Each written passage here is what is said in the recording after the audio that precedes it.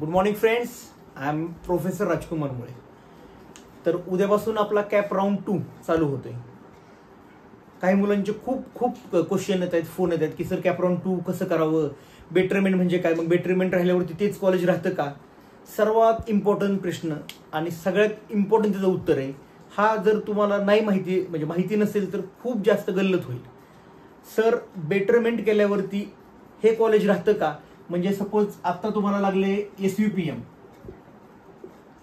Electrical department first राऊंडला, second राऊंडला तुम्ही काय करता, फर्स्ट याच्यावरती पण प्रश्न आहेत सर पहिल्या राऊंडमध्ये जे कॉलेज भरले तेच कंपल्सरी टाकायचे का, असं काही नाहीये.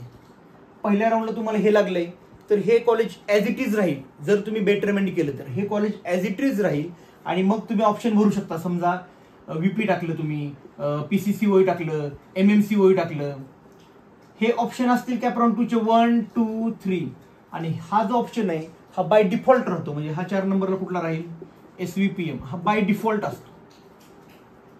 फर्स्ट थिंग, वेगळे कॉलेज टाकू शकतो का, तर येस, मी वेगळे कॉलेज टाकू शकतो. पहिल्या राऊंडला आहेत तेच कॉलेज राहतात, हे असं काही नाहीये. तुम्ही वेगळे कॉलेज टाका, पण तुम्ही जे शेवटी कॉलेज टाकले ते तुमचं ॲज इट इज खाली राहतं.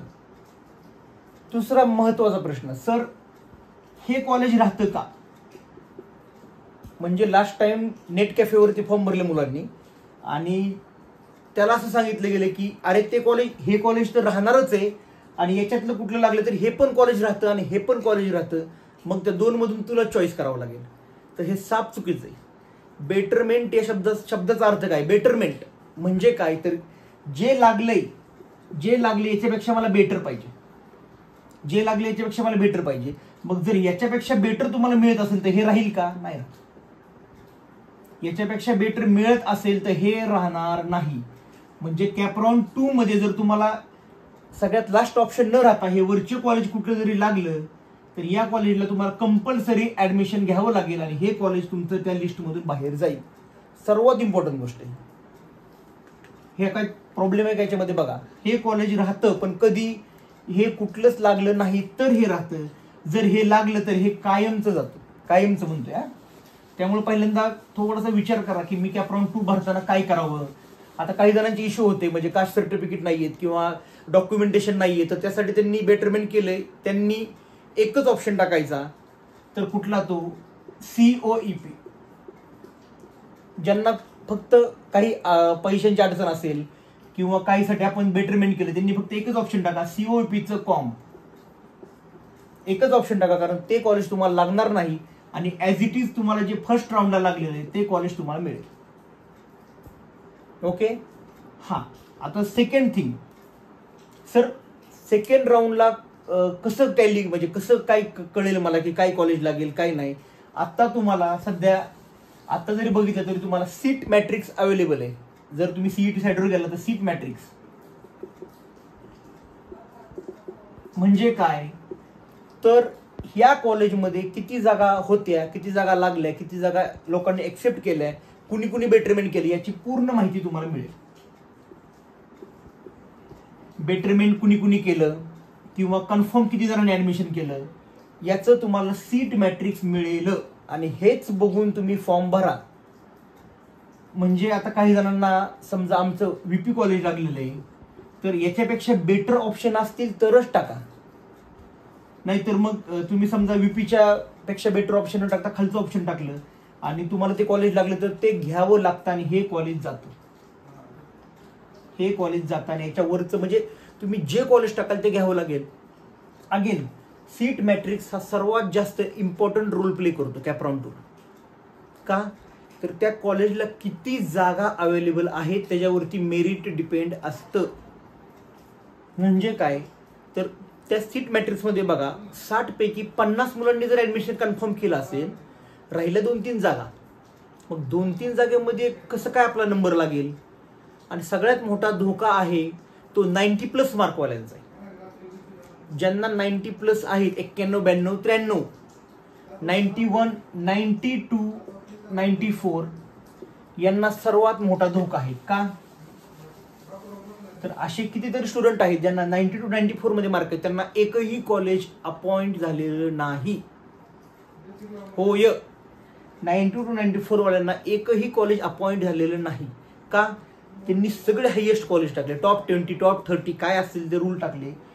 त्यानंतर बॉटमचे कॉलेज टाकलेच नाहीत किंवा त्यांना फक्त CSITच ब्रँच पाहिजे होती, बाकीच्या ब्रँच टाकले नाहीत. मग झालं काय तर कॅप राऊंड 1ला दे आर नॉट इलिजिबल.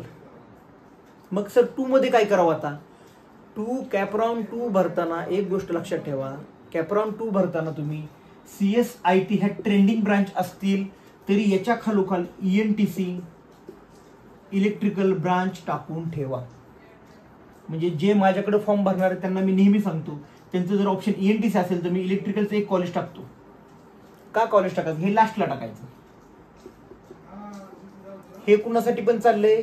ज्यांना कुठलंही कॉलेज लागलं नाही त्यांच्यासाठी, ज्यांना लागलंच नाही त्यांच्यासाठी हे सांगतोय मी. कारण 3rd राऊंडमध्ये अजून जागा कमी होतील, मेरिट अजून हाय होईल. फर्स्ट राऊंडला लागला नाही, एवढे चांगले मार्क करून लागला नाही तर तो म्हणतो आता मी सीट रिपीट करतो. अरे सीट रिपीट करून काय होणार आहे बाळा? 90+ मार्क आहेत तुला. आणि थोडा हट्ट सोडा, मला पुण्यातच जायचं.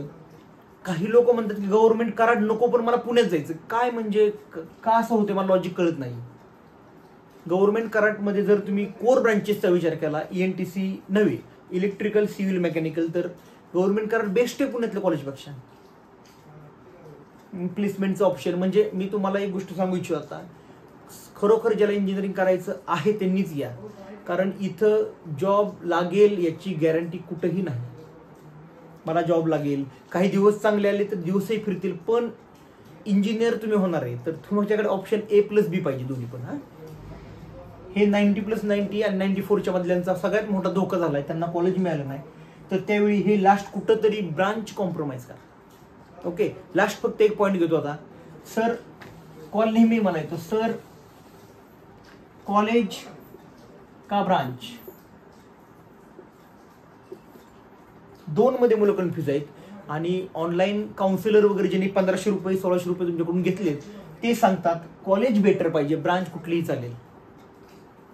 कॉलेज बेटर पाहिजे, ब्रांच कुठली चालेल. ॲज पर माय इंडस्ट्रियल प्लस अकॅडमिक एक्सपिरियन्स, म्हणजे मला इंडस्ट्रीचा 6 वर्ष एक्सपिरियन्स आहे, अकॅडमिकचाही मला आता 3 ते 4 वर्षांचा एक्सपिरियन्स आहे.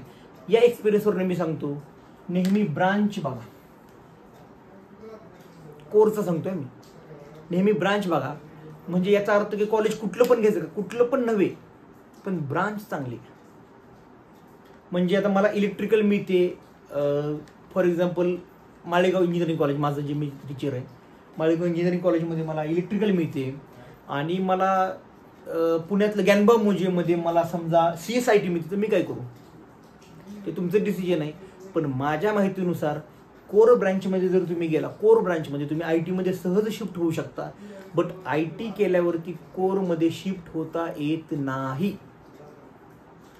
IT कॉम्पमध्ये गेला तर तुमच्याकडे फक्त सिंगल विंडो आहे, म्हणजे एकच ऑप्शन आहे IT मध्ये जाणं, हे करणं. पण जर तुम्ही सिव्हिल इलेक्ट्रिकल आणि मेकॅनिकलमध्ये गेला तर तुम्हाला कोर आहे, म्हणजे कोरमध्ये जॉब आहेत, प्लस गव्हर्नमेंट जॉब आहेत, प्लस IT मध्ये जायचं IT मध्ये जा, प्लस कटिया सॉफ्टवेअर असतो किंवा सिव्हिलचे सॉफ्टवेअर आहेत, याच्यामध्ये कोरमध्ये तुम्हाला काम करता येईल. त्या कोरच्या सॉफ्टवेअरमध्ये काम करणं म्हणजे पण सॉफ्टवेअरमध्ये काम करणं.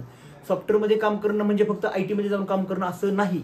इलेक्ट्रिकलला स्पेशल सॉफ्टवेअर आहेत, मेकॅनिकलला स्पेशल सॉफ्टवेअर आहेत, सिव्हिलला डिझायनिंग पार्ट आहे. मी नेहमी सांगतो मुलींनी सिव्हिल घ्या, आणि मुलींनी सिव्हिल सोबत एक अजून ऑप्शन ओपन होतं तुम्हाला आर्किटेक्ट करण्याची गरज नाही आहे.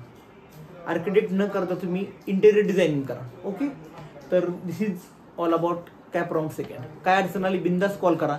दिस is my calling number and WhatsApp number.